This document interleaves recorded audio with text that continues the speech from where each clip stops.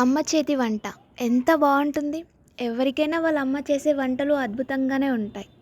మా అమ్మ అయితే ఏ రెసిపీ అయినా చేయనియండి ఏకదమ్ చేస్తుంది. మా అమ్మ వంటలకి చాలామంది ఫ్యాన్స్ ఉన్నారు అని నేను చెప్పడం కాదు కానీ ఇట్స్ ట్రూ. అందులో నాన్ వెజ్ రెసిపీస్ పికిల్స్లో స్పెషలిస్ట్ తను.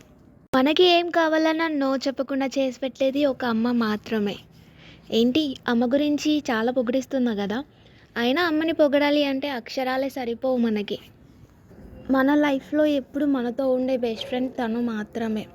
మనము ఎక్కడికైనా బయటికి వెళ్ళి వచ్చినాక కూడా ఎప్పుడు అమ్మ అమ్మ తెలుసా ఈరోజు ఏమైందో అని అన్నీ చెప్పేస్తాం తనతో. మనం తన దగ్గర లేకపోయినా కనీసం డైలీ వన్స్ అయినా కాల్లో మాట్లాడకపోతే అస్సలు ఉండలేం.